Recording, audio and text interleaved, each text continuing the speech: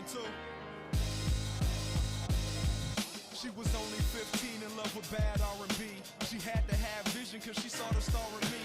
Encouraged me to write about the drama in my life. To most I seemed strange, like something wasn't right. I used to fall a victim to the lunchroom comedians. Something like an outcast, started smoking weed and then I sort of fell into my own. Kinda felt at home when behind the microphone. But on the bus ride home, that didn't mean a thing. Harassed by the thugs on the corners they would hang. I got banged on, I got beat down, carrying a golf club, walking up the street now. They respect me, they call me crazy, at least I'm not getting punked out on the daily. And when I look back, I wouldn't change a thing at all. Why you think I found this strength that I'm speaking to y'all? Your hopes and your dreams and your hate and your lies.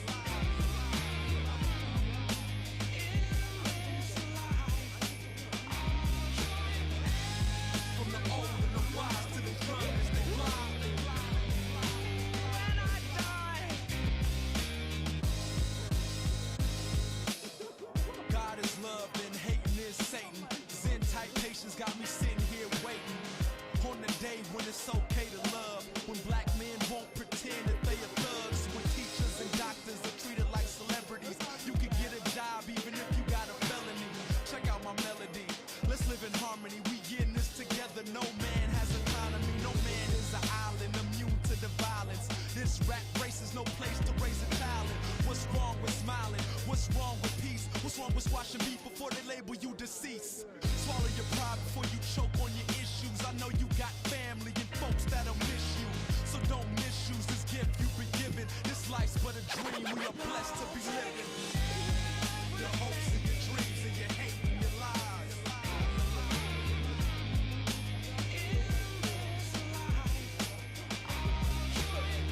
From the old and the wise to the young as they fly. When I die. And basically, man, I'm just a dude that tries to do right. You know, I try to make my tomorrows better than my yesterdays, without hurting anyone else in the process. Cause if you leave the world a better place than it was when you got here, then we all win. Now there's birth and there's death, but the space in between is where the journey takes place. And you give it all meaning. It's waiting on us all, there's no need to pretend. No freedom in the feeling where you fearing the end. All good things come to it. Walk, don't run to it. Times you wanna end it all yourself, don't do it. Be original, be different. Be the one to stand up and shock this system. Your hopes and your dreams and your hate and your lies.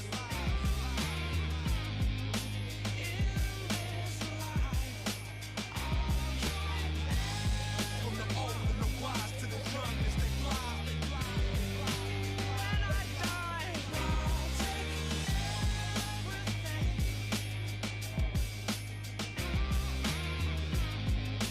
In this life, I'll join everyone.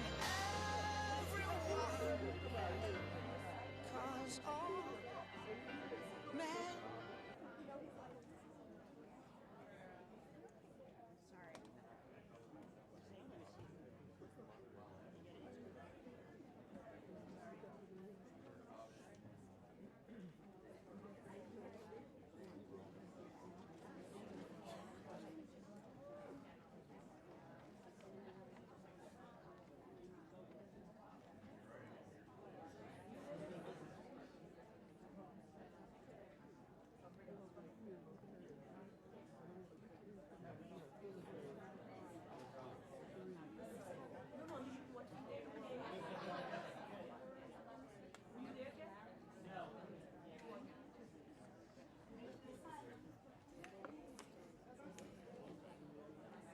There's a few seats here.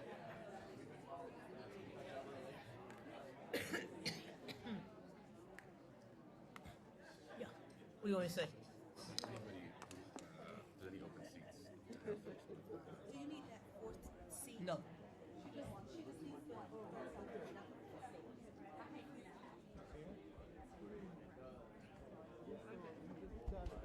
Welcome everybody this morning. I'm going to learn how to use this mic for a second. We had a little debate about whether we should start this at 9:30 or 10, and I can see now that probably 9:45 was the perfect compromise of it. But thank you all for coming, obviously early in the morning. And for those of you that were there last night, thank you so much for braving the weather. But I think probably like all of us, we all appreciate it. And for those that weren't there last night and Thursday night, which focused on women, is now available on live stream. Say it out loud, Cameron. It's livestream.com /Center for Justice at CU. Yeah. It's on the Twitter, too. It's on the Twitter, so, okay. So, welcome to the first long day, of which we're going to have a lot of, I think, really thoughtful discussions. And during the course of the day, we'll be making announcements that'll help you kind of move through this. The very first discussion today is... What is the title?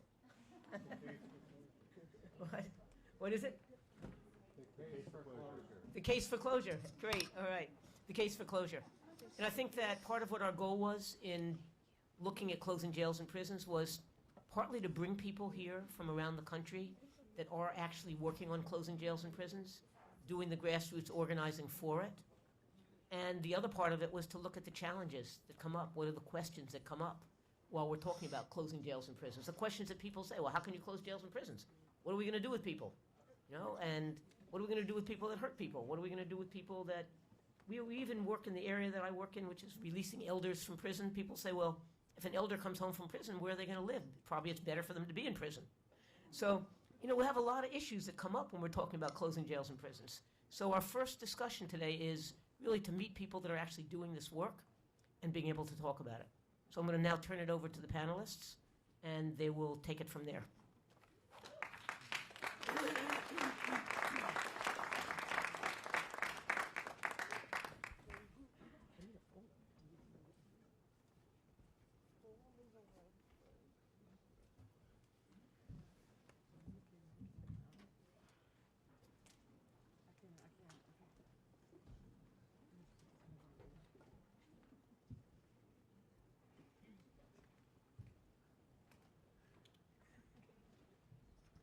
Good morning, everyone.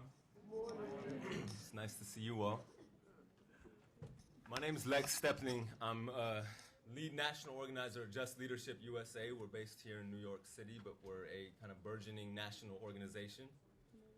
Many of you know our work probably around the Close Rikers campaign, which is some of what we're going to talk about today. And then it's interesting because I think a lot about the way we like to title workshops because we want it to sound kind of catchy and feel pleasing to say. But it's funny to actually think about the case for closure. The idea that we still sometimes consciously or not feel like we have to advocate for things that are so fundamentally just, like the idea that people shouldn't be in prisons and jails.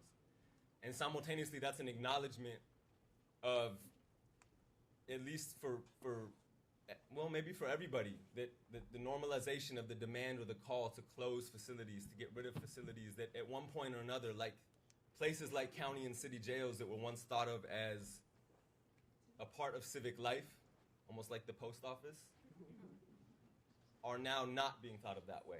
The blight that they really are has been more collectively acknowledged. So I think that alone is a big victory. But I'm also realizing how the idea of saying the case for closure, making a case for such a thing, is something that I look forward to moving past. This is a panel that I'm really, really, really incredibly excited to be a part of. So I'm going to introduce the panelists, and then we're going to sit down and have a discussion, and it's going to turn into a more collective discussion as well. So I'm just going to name everybody here. They're going to get a chance to talk more about their work. Some of you probably have heard of these folks, know about their work, and we're going to all explore it together. So I'm just going to go down the road. This is Vidal Guzman. He's a community organizer with Just Leadership USA. This is Marilyn Wynn, the director. You want to name your org? Women on the Rise, Georgia. Mark Anthony Johnson of Dignity and Power Now, based out of Los Angeles. And Miriam Kaba, who I'm very, excited to talk to. So now I'm sitting down. They told me to start at the podium. I'm going to sit down.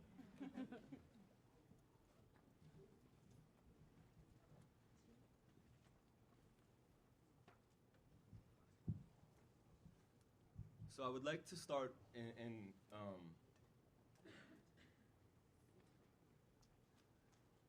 maybe just start with Vidal actually and ask you what it was like watching from your experience having been in Rikers, having been tried as an adult, to arriving at a moment now where talking about closing a facility is being replicated around the country, and even some people call it, on the policy front, call it low-hanging fruit. Sorry. Can you tell me a little bit about your point A to point B? Lex, can everybody who's taking photos not take any of me, so you can just take them down this way? Thank you. I'm sorry, I should have mentioned that. Yeah, sorry. No. I think when you think about the Close Rikers campaign,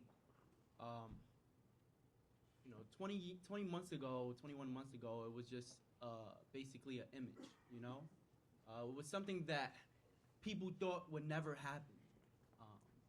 People always had this one-dimensional way of what our community, what can it happen to be fixed.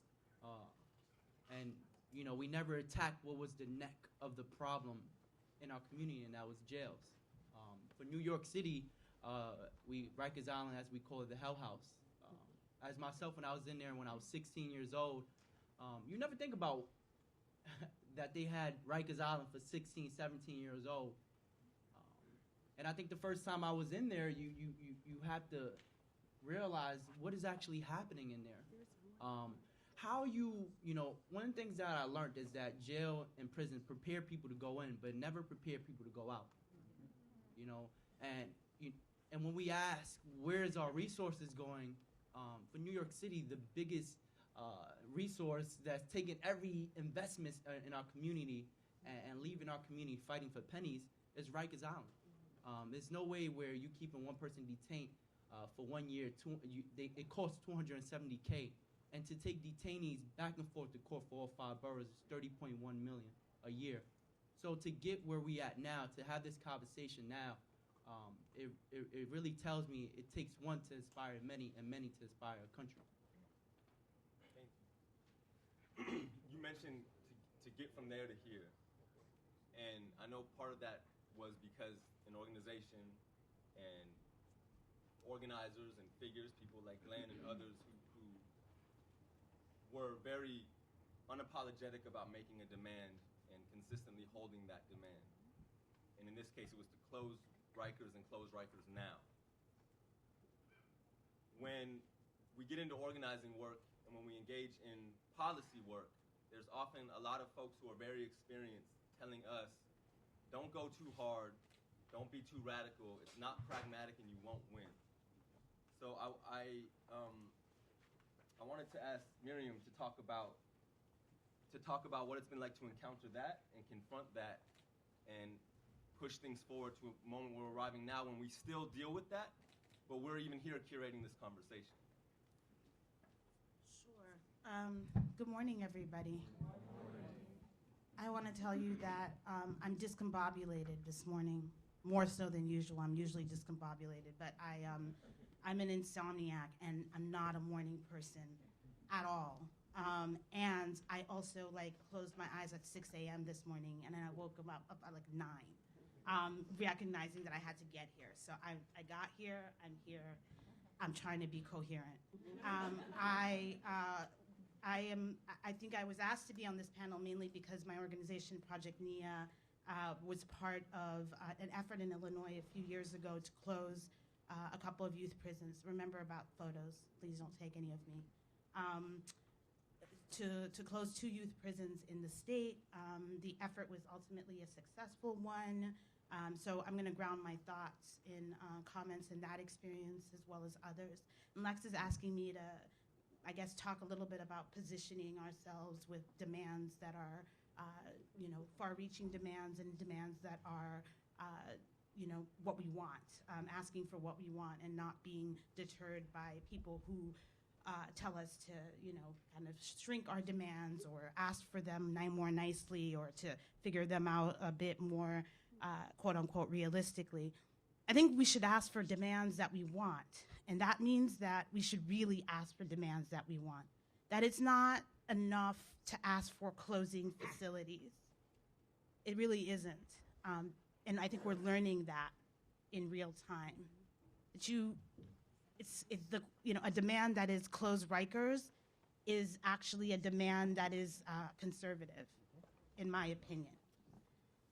To ask for closing Rikers and ending pretrial detention gets us closer to an abolitionist horizon. That second part has been left off the demands publicly. And I think it has actually come back in very interesting ways to limit what's possible. Because when you say close a facility, they can tell you when they'll close it. And they're usually not going to tell you they're going to do it tomorrow. Because the state never tells on itself, and it never does the work of shortening its own reach.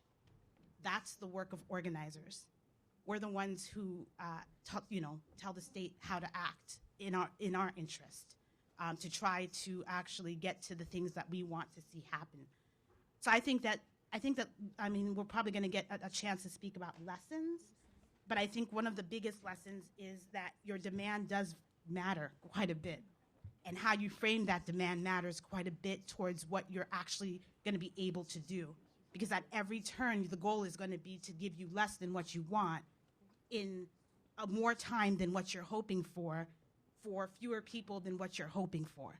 So the limits are going to be put on you at every stage. And if you, in the beginning, haven't set yourself with the horizon you want, you're always going to be playing catch up and constantly being at the mercy of asking for all this stuff over and over again and being rebuffed. Because the institutions don't want to give you what you want. That is not in their interest.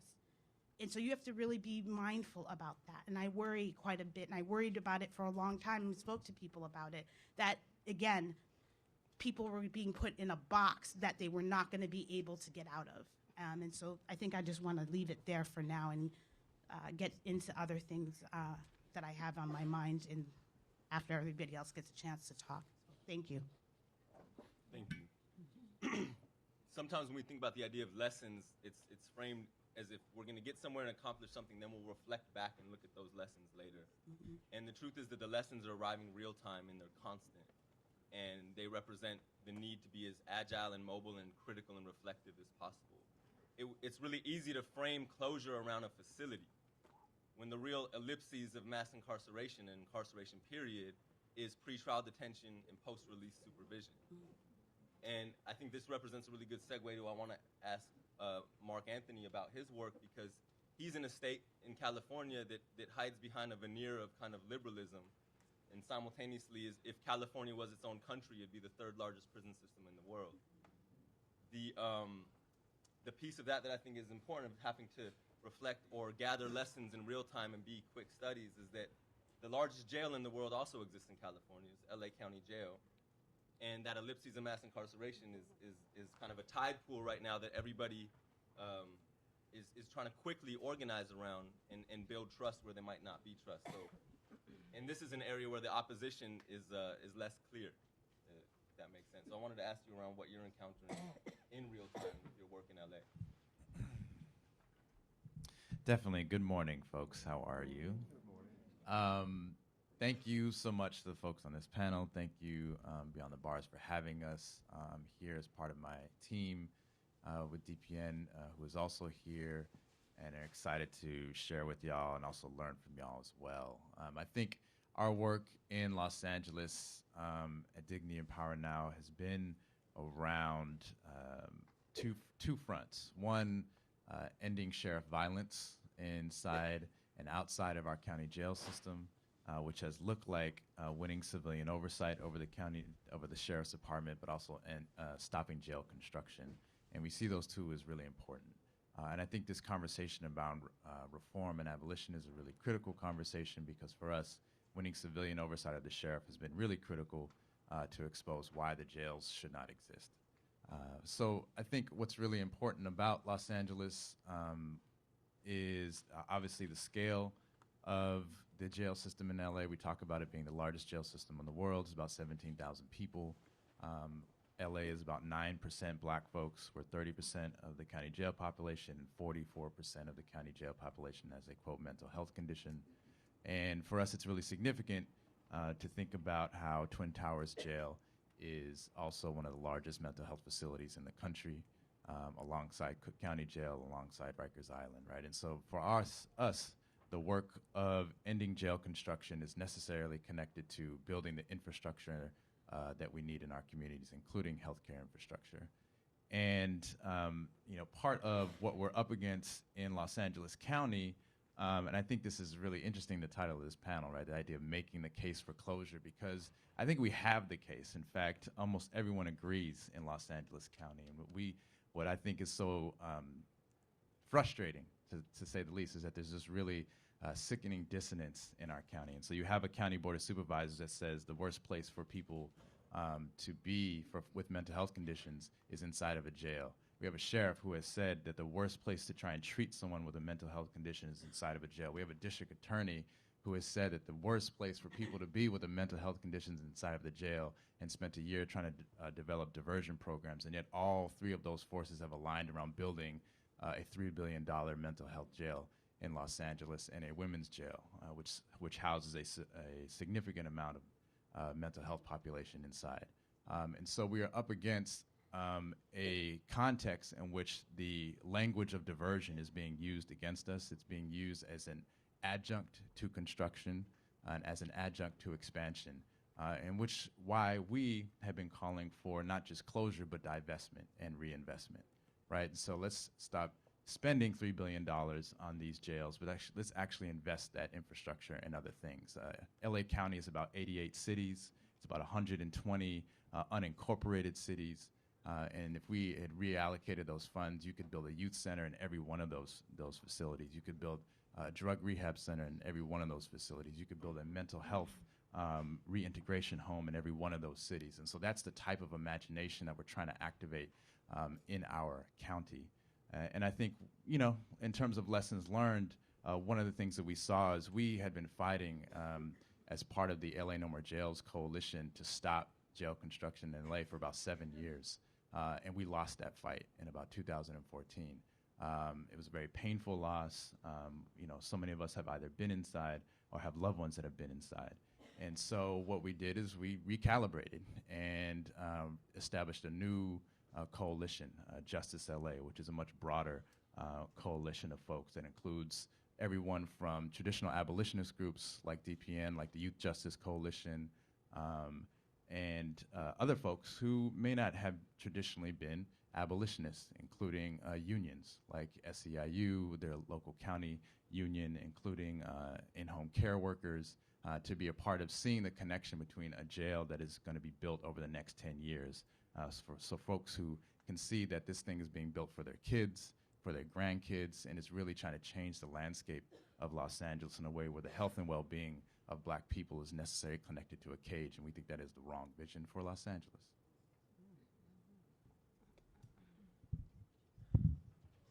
Marilyn, a lot of us, we end up working in very saturated areas, especially New York City, which is a complete saturation of funding, of legal advocacy networks, of accessibility to universities that'll house conferences like this. I wanted to ask you what it's been like to try to elevate the demands that you push forth, the work that you do in areas that are historically not tended to the way some of the coastal or large cities or large urban areas are. Okay, so what Women on the Rise does is we make the demands, but we make the demands with the communities and families of people, our folk who are impacted. We bring them aboard, and then we make the demands. I am in Georgia, in the South, as they call it, the Dirty South, where talking about closing jails for a while was absurd. But what we end up doing was peeling back the layers. For the last 5 years, what we have been doing is we started out with Ban the Box, which would defer people from going to our jail because some of them can get jobs. We have 81 ordinances on our books. We removed 40 of those ordinances that gave the police the opportunity to stop, frisk, arrest, or whatever they choose they want to do. We also did marijuana reclassification, where people no longer go to jail in the city of Atlanta for an ounce or less of marijuana. They receive a citation. and a fine of $75. We just did the money bail in the money bail 3 weeks ago, so people don't have to sit in jail. And we also did what we call, it's called PAD, but it's Atlanta Fulton County Pre-Arrest Diversion Initiative. We have a 2-year pilot, which is our biggest victory. That is a collaboration with the police, that if they are arresting a repeat offender or formerly incarcerated individual, instead, if they feel like they benefit from a program, they will actually reach out to us and give that person to us instead of putting them in jail. And if that person is homeless, they'll become housed that day, and we'll walk them through that journey. If they go back to jail, the judges will actually call us to come back and get that person. So that is what we did. We start peeling the layers, because when we first started talking about closing the jail, we got all kind of pushback. And the only thing that is really in our jail is people for violations of city ordinances. In our city jail, there is no one in that jail that has committed a crime.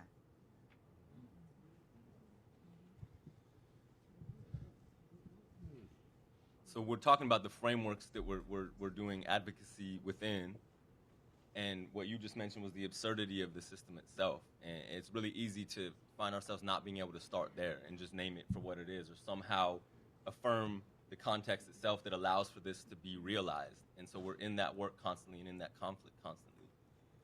Mark Anthony, you mentioned, you cited this spectrum of value that our work is often placed in, or maybe ideology of reform versus abolition. And that often is like a point of identity for people doing this work. I'm an abolitionist. Well, I'm a reformist. Well, I'm a pragmatist. Well, I'm an incrementalist. Well, this is how this works, and this is how that works. And I don't know, I wouldn't know how to illustrate that spectrum, but I feel like our work finds itself placed in it all the time. And one place where I think it is real and acutely felt in the work is when we have to build coalition and build collaboration with people in the work. Oftentimes the obstacles aren't necessarily the known opposition to the change we're trying to make, but the people that we're working with who may have access to more resources, or kind of an entrenchment in the area that we work, or organizational reach or influence or political relationships, who might think we're trying to do too much. So in a massive county like LA of something like 13, 14 million people, where you're trying to drive forward with a coalition, can you talk about what that's like to have to engage folks who fall all across that spectrum, and in some ways may be fluid or malleable or really fixed on something that isn't necessarily in alignment, but where that coalition has to happen?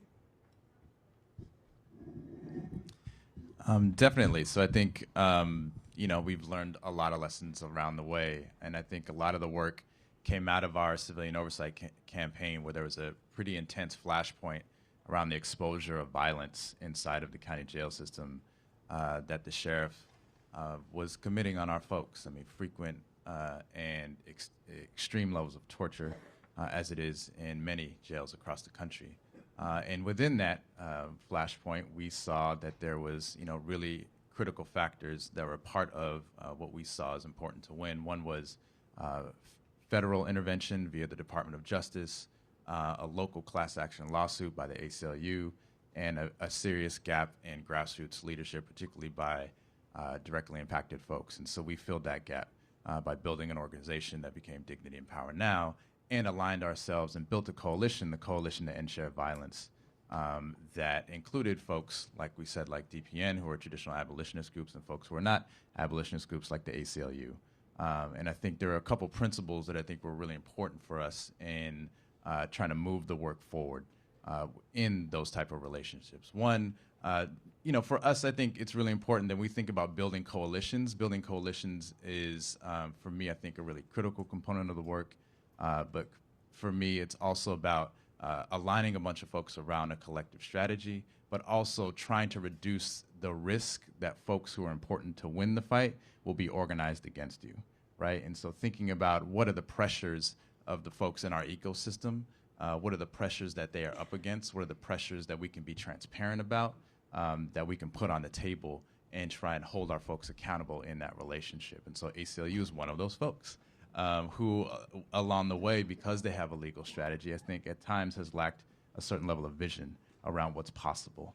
And yet they've been really critical for us and figuring out what are the strategies, how does their legal strategy, their lawsuits create openings for us to actually win in the fight. And I think there's been several moments where we've had some serious divergence in what we thought was the necessary move to make. And I think really the principle that we move from is unity, struggle, unity, that there is some level of unity that we establish in our coalition and that we fight like hell to figure out what is the right move in the moment and move from there. And that has been a really, really important practice for folks who at times we disagree with, for folks who at times we're not strategically aligned with, but also creates the most possibility for us to win.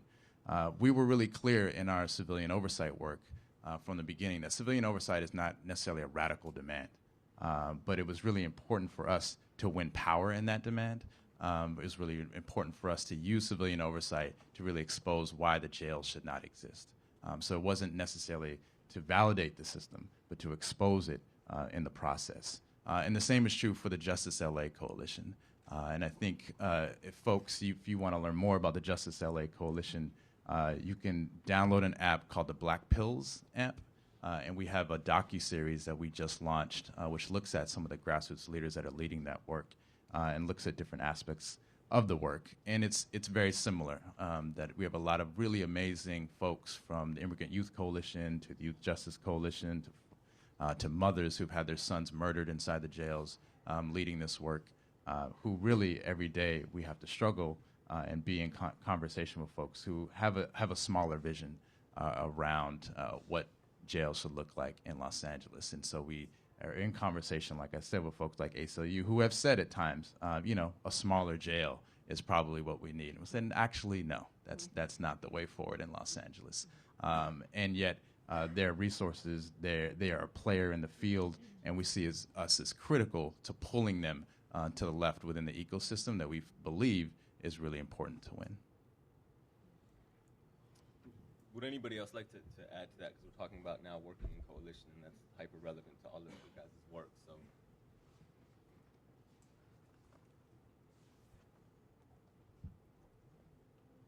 Okay, yeah. So we are building a coalition in Atlanta to also work on closing our jail, and we're building this coalition, and it's hard. It's really hard because we have to build unity, just like my friend next to me said, and we're building this coalition because our jail not just hold our folks; it holds immigrants for ICE. It holds federal detainees for the feds. So we have to build this coalition to bond together to bring down the jail on all sides, and also building coalitions bring more power to the work that we're doing. And we see it as numbers. We bring in numbers. We bring in people from all walks of life in Atlanta, the impacted, the family members, and people that really are doing the work on the ground. So that's why it's important to me that we do build coalitions. Even I'm looking to try to build a national coalition or alliance with people doing the same work to help bring more national attention and power to Atlanta to close the jail. Yeah, so the Close Rikers campaign, we have around more than 170 organizations that signed to the campaign. And when you think about so many organizations that signed to the campaign with different ideas, different mindsets of what need to happen, how fast Rikers need to be closed, and just us understanding, like, how do you talk to people about the Close Rikers campaign, to neighborhoods where they're, having more incarceration than graduations. And, that's a big part of, we're not just the only people that's talking about closing Rikers. We have, our partners, that's 170 organizations that's creating these conversations. And how do you talk to people who, one of the things that's, as people don't know, I'm a former gang member, high-ranking member of the Bloods. And how do you talk to people who was part of having a violent life, growing up with their father being gang-related, about changing and putting investments in the community and thinking of a different way of how can you change the community and not think that, what you're doing in the streets is the only way of surviving. And, it become difficult. You know what I'm saying? You have to educate people what it means closing Rikers. What does Rikers does? And I think people don't understand when someone leaves Rikers, that don't mean Rikers actually left them. You know what I'm saying? And I really say that because, when someone leaves Rikers, as myself, I did 7 years, but I'm still on parole. I've been in the system since 11. I got 11 years in the system. I've been on probation, incarcerated 7 years, and also while we're talking right now, I'm on parole. And I'm not the only person I talk in my neighborhood. Every person I walk by on my block either was incarcerated, has a family member that was incarcerated. So how do you talk to people about the Close Rikers campaign, what it doesn't mean? It becomes a key point of seeing a tunnel to success for our community.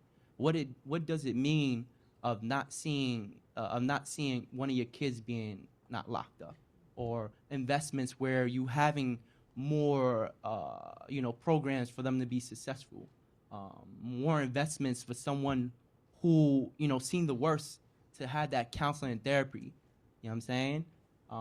And thank God we have so many people that's moving this wheel in New York City, and that's why the wheel is moving so much. But we're not able to get to the finish line if we're not aligned with the same issues of what we have to do. No matter where we're from, no matter what piece of work that we do, if we're counselors, reentry programs, if we don't align ourselves, even if you can't sign to the campaign, even if you're not part of the Close Rikers campaign, if you're from New York City, the understanding is that I always ask everyone this, and I asked my coworkers this yesterday: how do you want to see yourself retire? Do you want to see yourself in a system where you're leaving your kids in a more invested community, or do you want to leave this lifestyle of work and leave it crash down and or have every watered down vision that African Americans and Latinos been having since African Americans was enslaved in America and Latinos was misled in America. It's time to really think about what it means to close Rikers, to stop giving each other this watered down version of what it means. Let's really get to the finish line of this. And New York City has been pushing the agenda so much from different voices, from different skin colors, from different places. Well, you just mentioned a part of coalition building that exists outside of organizational frameworks, which is this, it's like an alienation or a gap between, and it's not really fair to make this simple, but for lack of a better term, the kind of impacted or non-impacted communities, or impacted or less impacted. Everyone's impacted by this system, because that alienation is fed, that very alienation exists because of the impact of this system. But when we're building coalitions, and you just mentioned it, Vidal, that those of us who've lived in concentrations of impact from the system of incarceration and over-policing and state violence are only barely getting into the policy advocacy work to have even a fraction of decision-making influence. So a part of coalition building is the encountering of people who have kind of had this be definitive to their whole lives, whether it was an identity or not, and the nonprofit executive class, which, to be quite frank, I remain sometimes curious what that entry looked like and what informed it and why. So I'm putting that out there as an addendum to this coalition building conversation, and want to hear from all of you guys about what that part of the work looks like for you and how we're accountable in that part of the work. I just want to pull back for a minute, if that's okay, because I think this conversation often feels, for people who aren't daily steeped within it, really abstract and completely disconnected to people's day-to-day living, even if they have people on the inside or they themselves have been on the inside. So I want to do one thing, which I'm going to just take and show a little bit about what the scope of the issue is, because I think if we don't understand the scope of the issue, I think this conversation makes no sense. So for me, it took me a long time to actually figure out that this is just a map that was created by somebody named Heather Rose Heyer, not Heather, she got passed away recently, Rose Heyer, for the Prison Policy Institute. And this is the proliferation of the prisons, not jails, just prisons in the United States over the decades from 1900 to 2000. Okay? This is what we're dealing with, just a slice of, when we're talking about campaigns to close facilities, right? That means when we always get that number, 2.3 million people locked up in cages behind bars, where are these folks locked up? What are the numbers of facilities they're locked up in? 1,719 prisons, 1,719 prisons. Okay? 102 federal prisons around the country. 942 juvenile correction facilities, basically youth prisons, 942. 3,283 local jails around the country, 79 Indian country jails. The number doesn't include all the military prisons, the immigrant detention facilities, the civil commitment facilities. All of those are what make up the landscape of violence in this country. It's that map plus all of the other things that are not on that map. That's the landscape of violence. So, like, our conversation about closing a facility within this, like, I just want us to, like, conceptualize what we're talking about for real and what it's going to take to decarcerate in this country. Like, if we're really honest with ourselves about what that is going to mean. These dots are facilities that have sometimes hundreds of people employed in them. Each of them. What is going to happen to all those people should we close all these facilities? And are they going to sit back happily and agree to getting closed and phased out of their jobs? Or do they end up fighting back against that possibility? In my case, in terms of Illinois, we had big pushback from the union. That is supposed to be on the progressive end of the spectrum. These are supposed to be our friends. And we were getting death threats from our friends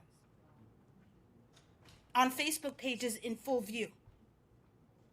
We were getting messages saying that the young folks who we were trying to decarcerate out of the system were actual savages who deserved to be there, from people who would put themselves on the progressive left.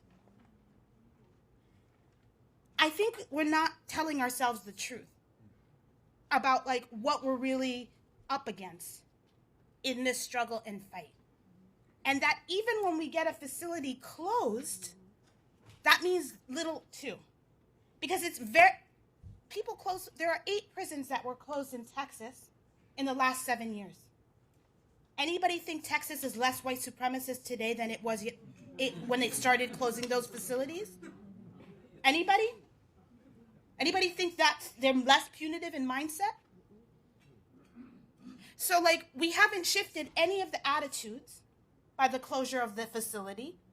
The punishment mindset that got us to where we are remains locked in, and white supremacy continues, which is the apparatus of the criminal punishment system. It's why that is the apparatus that upholds white supremacy. It's the translation of it. So I want us to really talk about the fact that we can shut down half of these places and we would still be in a punishment mindset country that was trying to dominate and control people of color, mostly, LGBTQ folks, people who are poor.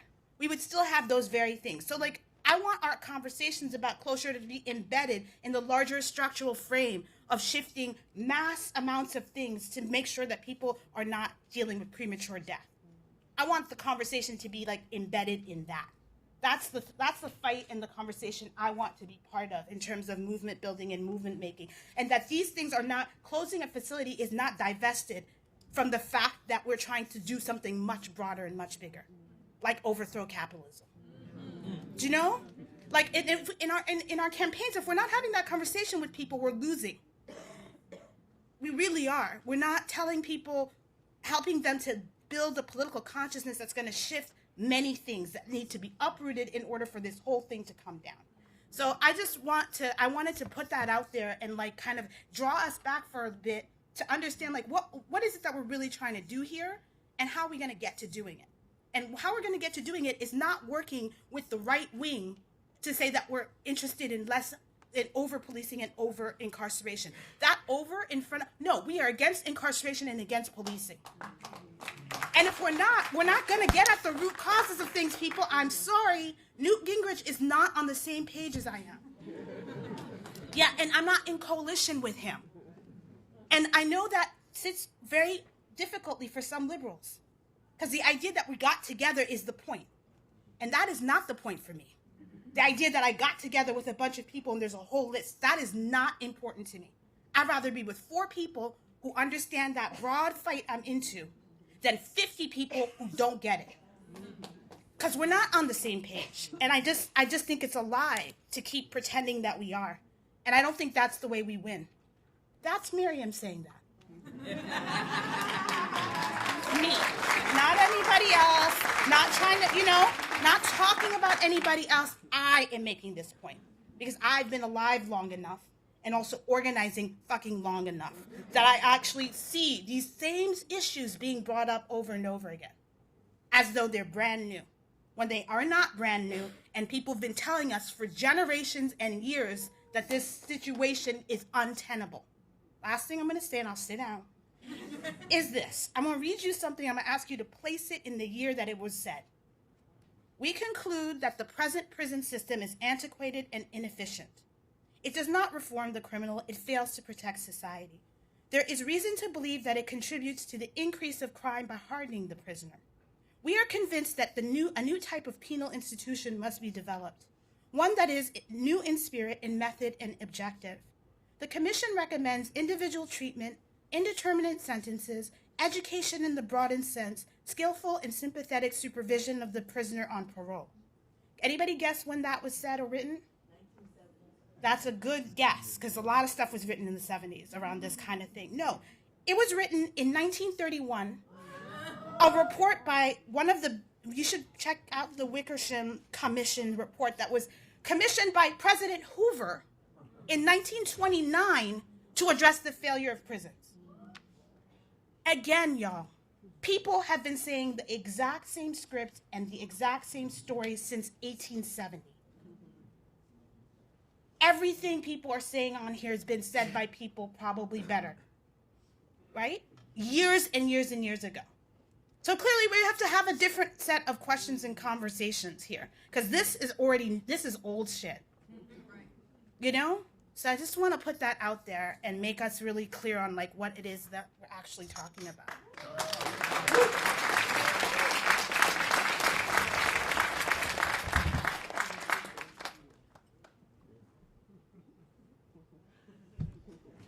I still have the same question.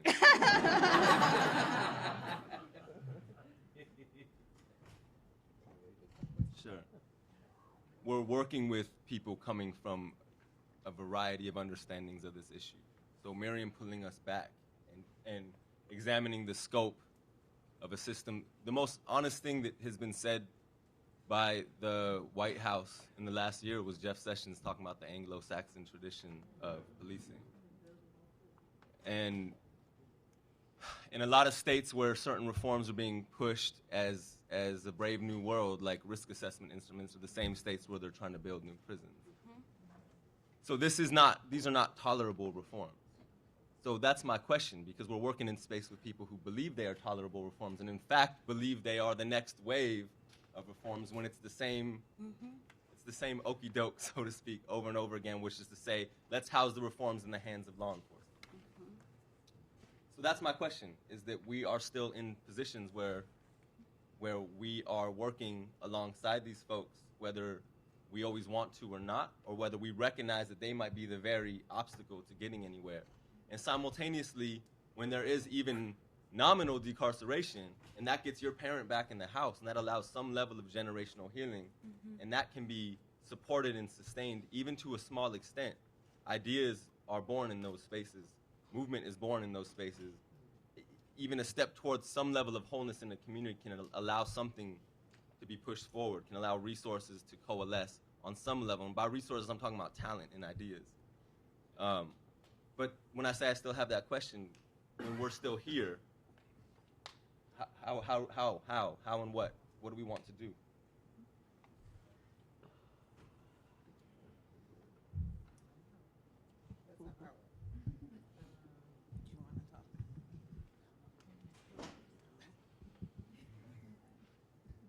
I mean,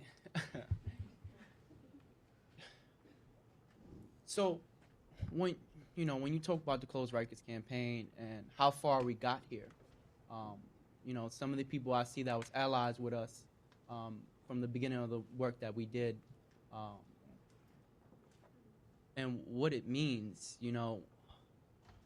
we was able to push Mayor de Blasio to close Rikers in 10 years, but 10 years is too long. And people ask us, how did we do that? How do you empower people who've been directly impacted and empower them to do something more positive in their community? How do you do that? How do you empower someone who's been trauma their whole life to do something about it, to change the platform of their New York City? How do you put a pressure on someone like the mayor, and how do you follow him everywhere he go, like a stain on a shirt? For us to understand that to close Rikers at one point was that we had to push the mayor to say he wanted to close Rikers. But that was also with allies who was politicians, who became politicians. Also understanding of how we are and the way we think is saying, well, we put you in office, we'll get you out of office.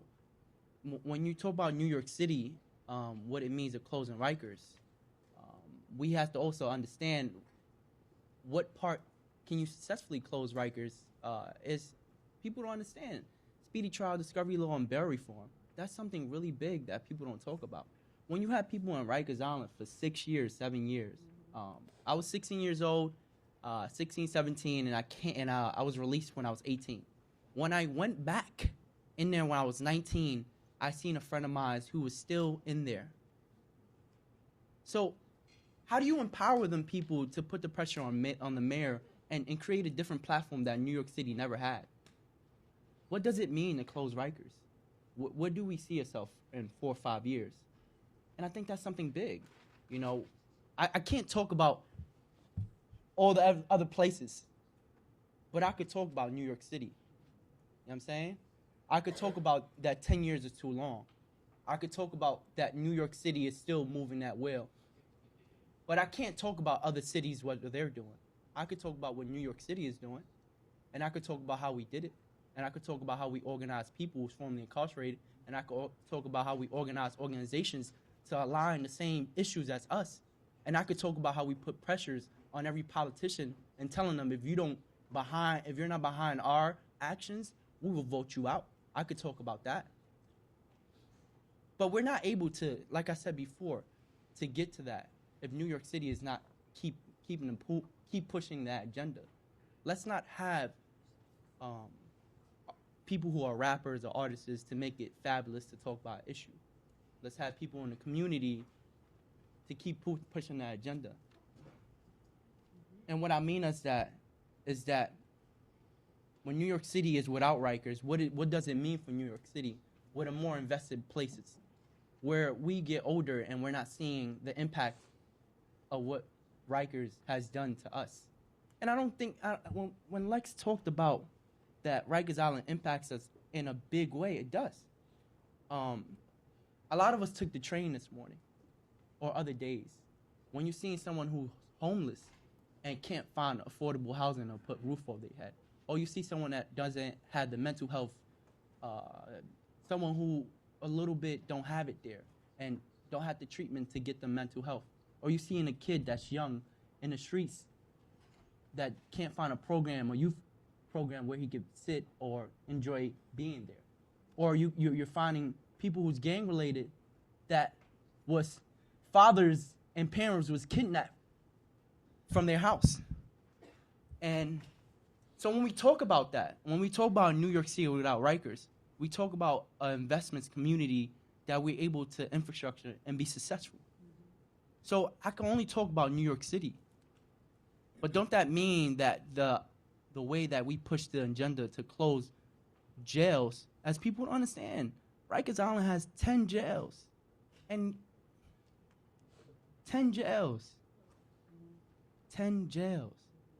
And I want people, and I keep saying that for a reason, we was not able to keep pushing that agenda if we're not keeping talking about what it means to close Rikers. But I can only talk about New York City. Okay. All right. So that gave me my leeway. I can talk about Georgia. Okay. So actually, again, what has helped us and brought recognition to closing our city jail is the history of the jail. We learned at least I knew what the history, because I'm born and raised right there in Atlanta. So for the people that didn't know, we educated them through our churches, through town hall meetings, through city council. Some city council members didn't know actually why the jail was there. It's just another jail. Actually, in '96, when the Olympics was hosted in Atlanta, the city of Atlanta wanted to beautify the city and remodel for the people coming to visit. And they created a homeless population when they relocated everybody out of the projects and said, we're going to let you come back after we finish remodeling. But that didn't happen because they put a box on the applications and the rent went up. The box says if you've been arrested, convicted, or any of that, you could not come back, not even to live with a family member. So that created the homeless population. So by the time come for the city of Atlanta to host the Olympics, they thought about, oh, all these people homeless on the streets. They're going to be begging. They're going to be panhandling. What we going to do? They built an 8-story building to house those people in. So since that time, what's been happening is the city of Atlanta have been living off the backs of the poor through the jail, and nobody knew that. So we had to educate people as what's in the jail, because when we say close the jail, oh, close the jail. Why are you going to close the jail? Criminals need to be in jail, but criminals are not in that jail. We had to let them know that they were the homeless people, their family members. There are people that are mentally ill, people that are drug addicted, people that didn't have education enough to get a job, or just going to that jail for traffic violations gave them a record, so the job they had, they lost. Some of the things they lost was their children, their homes, just for violation of city ordinances. So when people found that out, that's where we were able to keep talking about, keep pushing, and putting the word out of what's in the jail.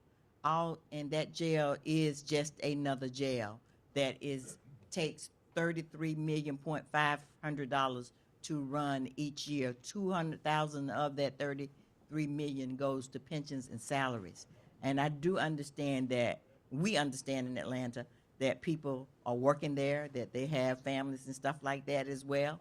But we feel that the people in the jail are suffering because they go to jail and they put back on the street the same or worse than what they went in.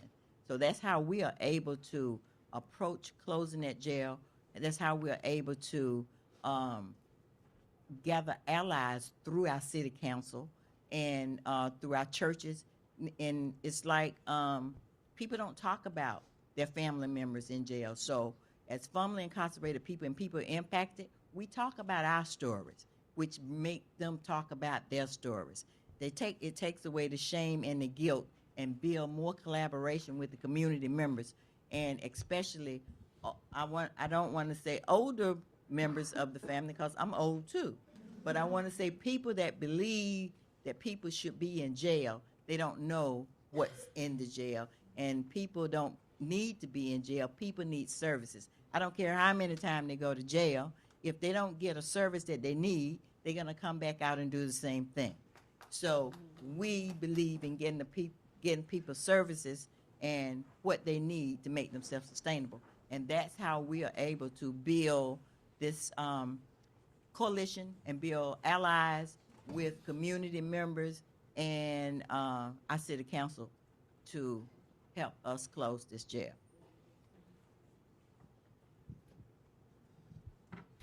Well, you just mentioned something that I think is really important, is that we do get caught just talking about jails or no jails, this policy or that policy. And it's, you mentioned people's response to, well, certain folks who may have done something bad maybe should be away. It can feel really clean to take a certain type of lens around there should be no jails, there should be no incarceration, etc. And I agree. Sometimes what gets erased in that conversation, or maybe not tended to in that conversation, is what violence is like for people. To feel violated, the humiliation of it, the trauma of it, the cyclical impact that it creates for a person, for their family. We get forced to encounter this binary of victim and offender, so to speak, when usually that exists in the same family, in the same body, in the same community. Just certain communities get treated differently upon impact. But to have a conversation, because you mentioned shame, how are we or how are we not pushing that part of our work forward, that this is really about that this is really about, this is such a cliche sounding thing to say, but shifting the paradigm around how we think of violence and impact and trauma, and not, when we say we don't believe someone should be tortured, that doesn't mean I have forgiven that person or maybe even want anything to do with them. But I don't not necessarily see, we water ourselves down. I don't want them being tortured by the state. And I also might not want them in my life. I want a chance to think about this differently. I want a chance to engage with this trauma differently, or even have my trauma named, which maybe, I feel like trauma came into the lexicon like really recently. Or telling our stories only became a thing only in these spaces really recently. And for a lot of us, it's still really uncomfortable. How are we doing that, or not doing that enough, or forgetting to do that because we get steeped in this work? I want to hear from you guys.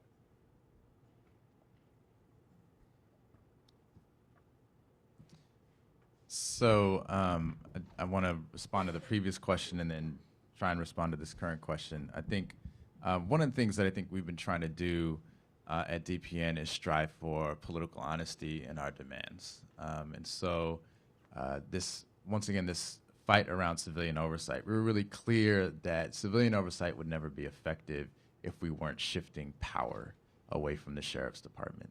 That if we were only winning a demand that created a new body that absorbed the rage and the trauma and the mobilization of grassroots efforts and watered it down through a mechanism of oversight, then that was not a victory.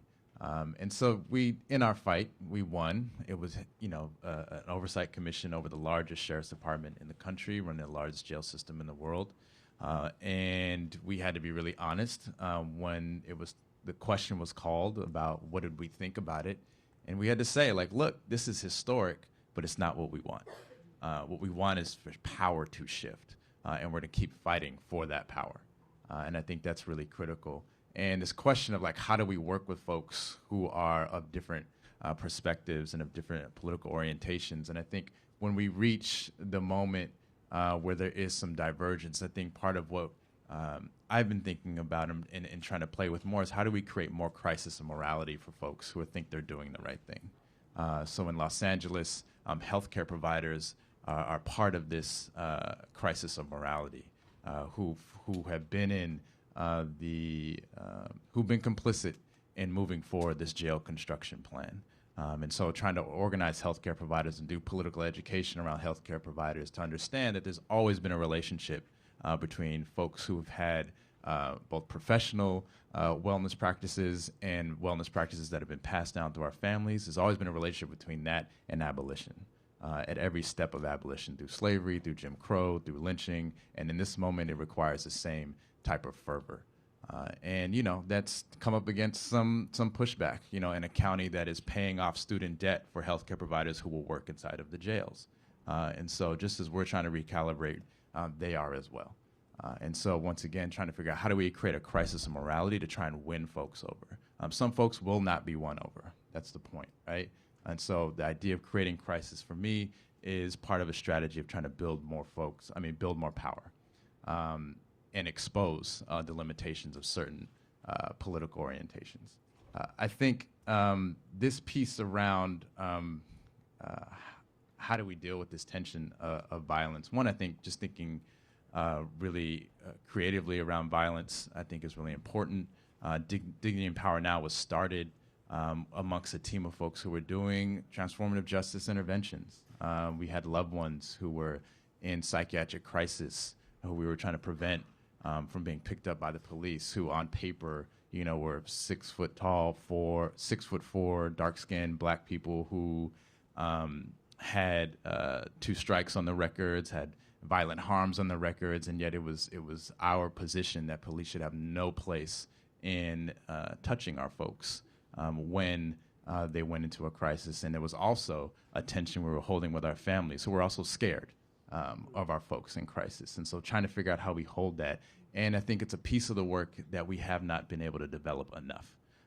It's a piece of the work that is what brought me into organizing with DPN, and I wish we had more resources to develop, more resources to invest in. Other organizations within Justice LA and the Coalition to End Violence have done some really amazing work, like the Youth Justice Coalition, developing peacekeepers on the ground to do that type of work. And I try to lift them up because I think that's the necessary type of things we have to think about and talk about. I also think for me, personally, healthcare is just a really important thing. I'm an acupuncturist, and so thinking about really challenging the manufacturing of this idea that violence does not deserve redemption, or harm does not deserve redemption, I think is just a myth that I just want to lean into. I think for me, the healthcare conversation is so important in a country that is trying to take millions and millions of dollars away from Medicare. What we know is that states and counties that have expanded Medicare have seen annual reductions in violent harm, have seen annual reductions in property harms, right?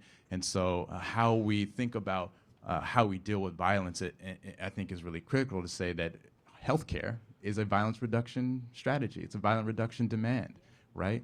And so for me, it's really, really important that we're thinking about all of our other demands in relationship to how does it specifically deal with violence. And I think we have an opportunity to do that, particularly, and we have to do that in this moment where bail reform is such a critical conversation, where it's very easy to get caught up in, let's let all the folks out who have misdemeanors and nonviolent felonies. Let's get really creative around how we're talking about and addressing what is the infrastructure we're going to need to invest in to make sure our folks who are in for violent harms can get out as well.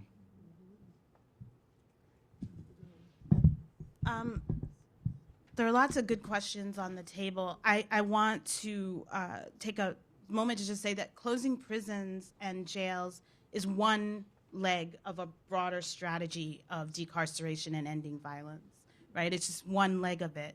And I think it's one of the legs that can help us move towards an abolitionist horizon if we do it in a good way, if we have the right questions at the forefront. So I think it's a kind of necessary but not sufficient action, right?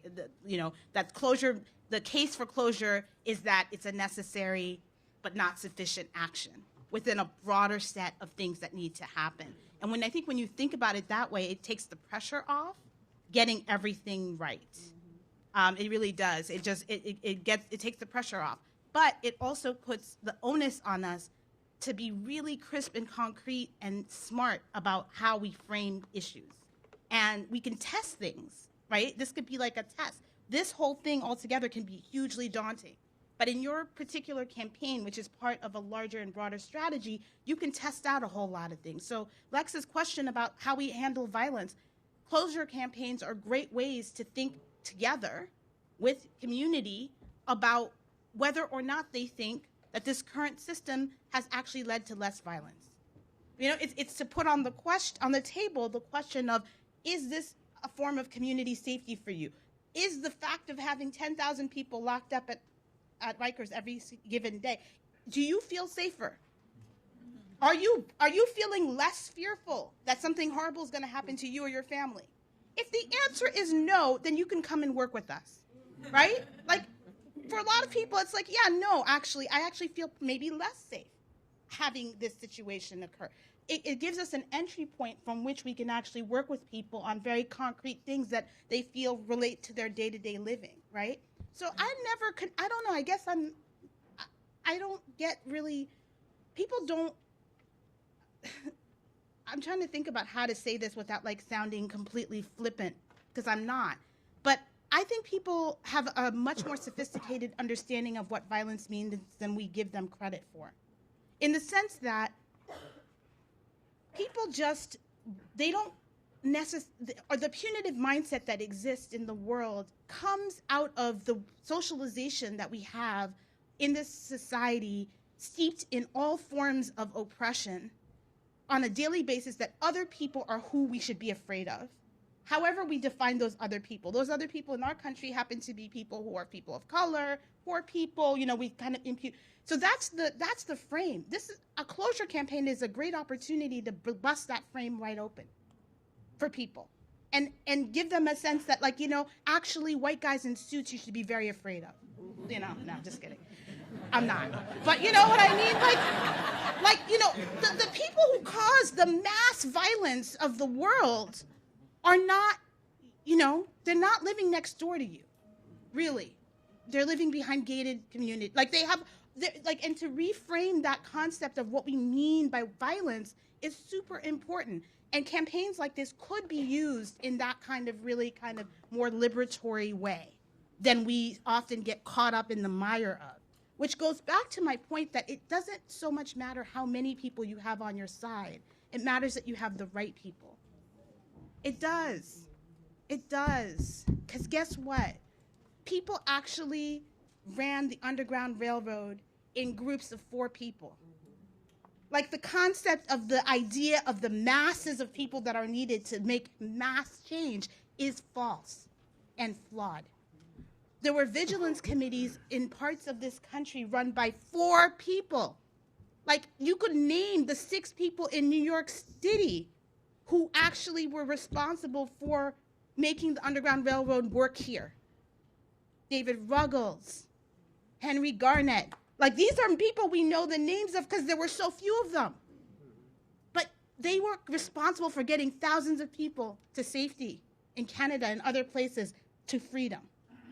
So I think that we do need to reshape what we understand to be like coalition work, and like we have to think about like the deep political education work that just goes on as part of a campaign building. That's what's useful about campaigns, is that opportunity to actually build politically and build consciousness and come up with new language that we all agree on, and, you know, break down this idea for people that feels so abstract to the lived experiences that they have, connecting it to their material realities and saying your material realities are not coming from nowhere, right? Like, somebody's actually in charge of oppressing you. Who are those people? Name your enemies. You know, I believe in that. I think it's really important to know who your enemies are and to name them as such, and not falsely name them as people who are your potential allies. Your enemies want to destroy you. Like, I guess, you know, the study of history has helped me figure that out. And that we're not going to necessarily win easily, like in nice ways. That sometimes we're going to have to resort to our own forms of violence in order to actually get to where we are. We didn't end slavery by persuasion.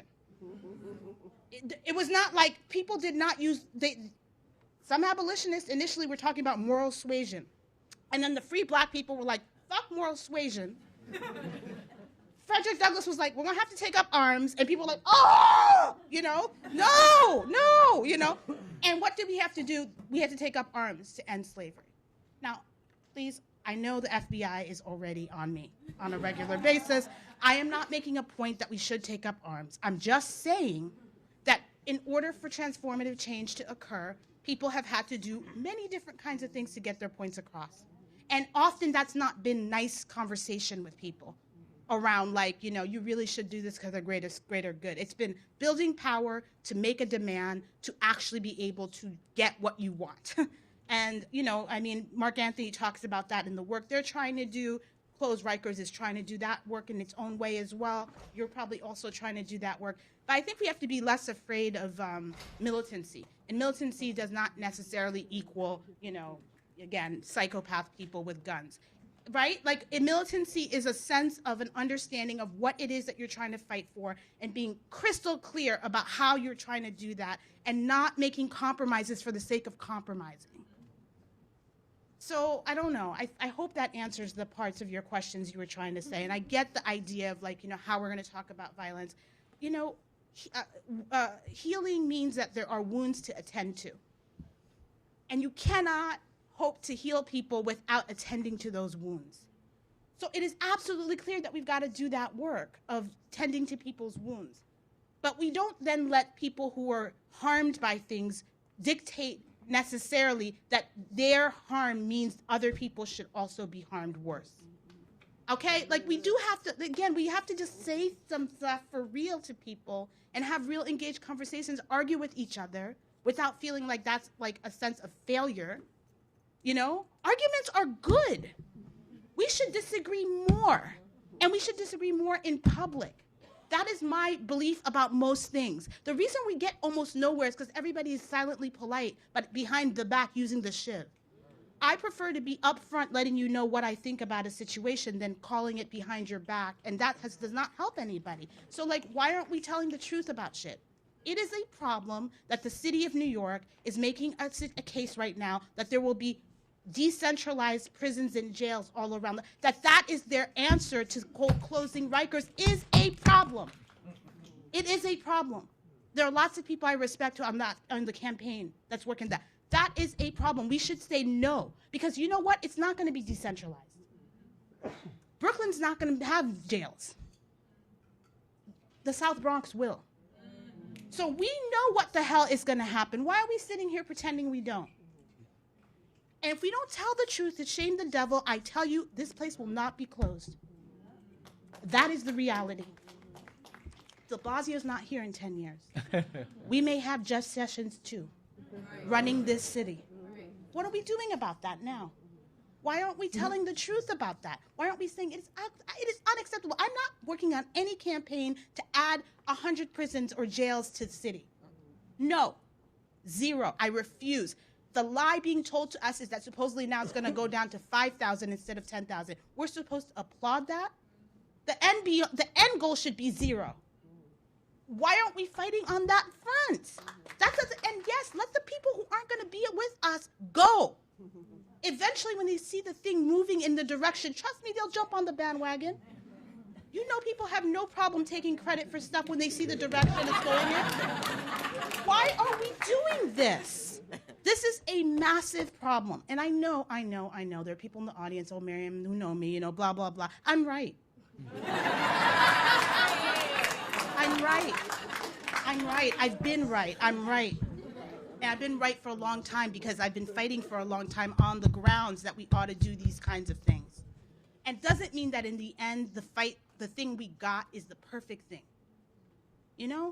We fought for reparations in Chicago. We won. But it's not that we got everything we wanted. It's that we demanded a hell of a lot and knew they were going to give us half. But we didn't start off with half and then get 1/4. So I don't agree with this way of like, oh, blah, blah, blah. That's where the nonprofit managementization of movements comes in. That's when the NPIC, the nonprofit industrial complex, complete tyranny of like the ways in which it puts ceilings on people's imaginations. That's where the problem is on that. So like we shouldn't allow that to happen. We should tell people in large spaces and small spaces constantly, we are not fighting for the same thing if you are fighting to have many more, quote, decentralized jails. I am not on your side, no matter what.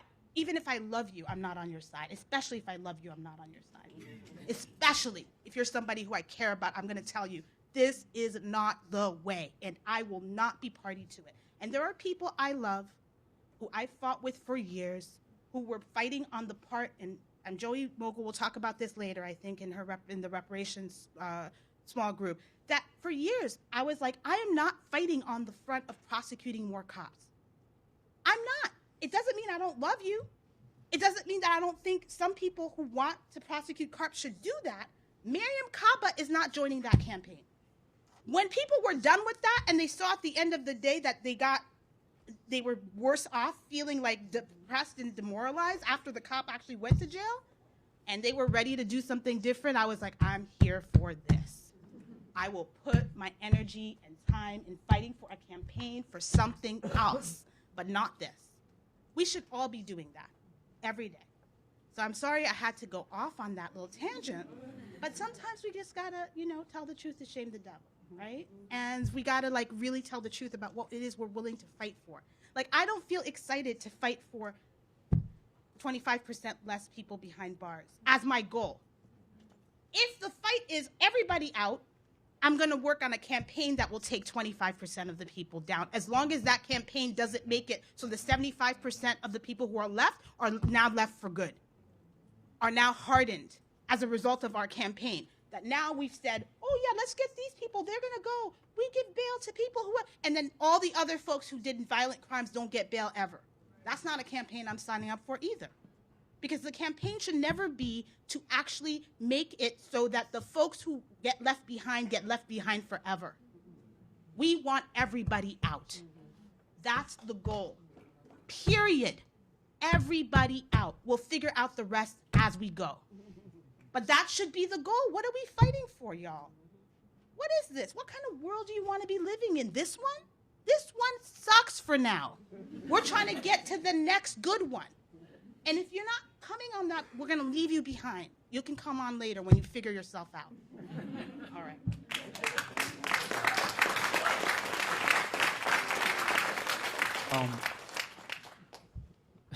So, now that we are, talking about violence, like I told people before, I used to be a former gang member, high-ranking members of the Bloods. So I lived in my lifestyle in violence. And one of the things that it happens everywhere is that you have youth that use violence as a defense mechanism in their community. And when you talk about Rikers Island has this culture that you have to get ready to, be welcome into Rikers Island. And one of the things that people don't understand, the first time when I entered Rikers Island, I was 16, and an older gentleman told me, welcome to Gladiator School. I think, when you talk about violence in our community, it's like, why? Why is people using violence? It's like, you have this violence defense mechanism. It's like, I'm going to be more violent than you, so you won't do more violence to me. And then it doesn't have to be like that. And one of the things that I always, when I look at a lot of people who are high-ranking members of, gang-related in my neighborhood, in my block, I have a high-ranking member of the Bloods, Crips, and Lion King. And people are asking, like, why they're not killing each other. Me. You know what I'm saying? One of the things we have to understand, how do you educate people that violence is not the answer to anything? But, what are programs that are doing who are de-escalating violence in our community? And what New York has is a cure violence. I'm from Harlem, and one of the people that I always look at is the corner resources, or SAVE from the east side of Harlem. These are people that are de-escalating violence. But the problem is that they're not resourced more. They're fighting with little resource to do what they can do. The corner resources, these organizations, and these are the people we want to invest in. That are de-escalating violence in our community. That I haven't seen a shooting in my block in a long time because of them. And when you talk about the east of Harlem, I haven't seen some type of violence. So when you talk about de-escalating violence, is it real? Yes, it's real. It's happening.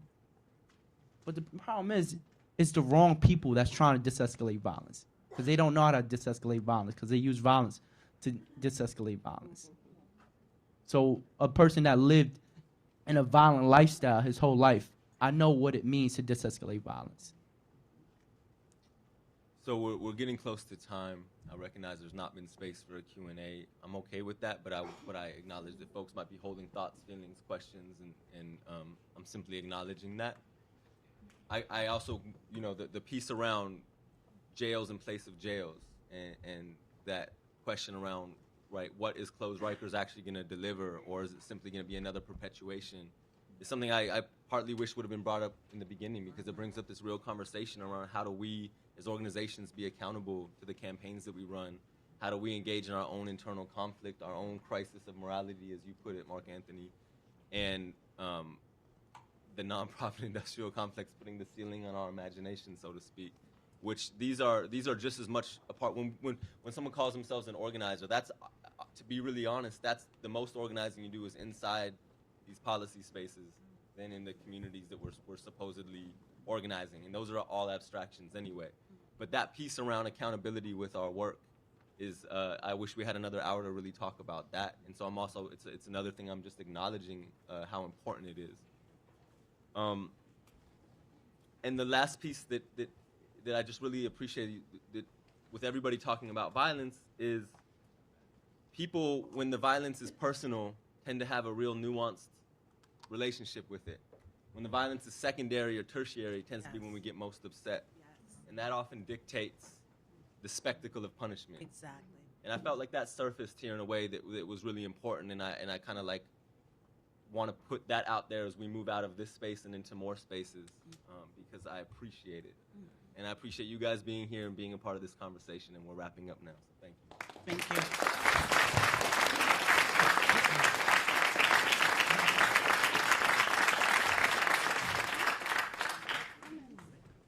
I think we should give all of them another round of applause, ladies and gentlemen.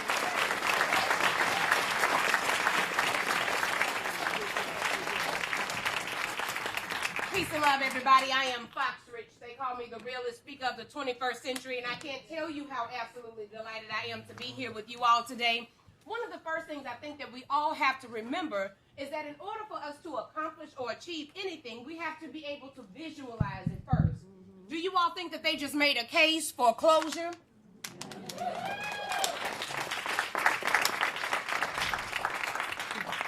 I can't even begin to tell you all how absolutely delighted I am to not only be in the presence of formerly incarcerated people, but also those that are just even concerned about this issue that we have here in our country and across the world.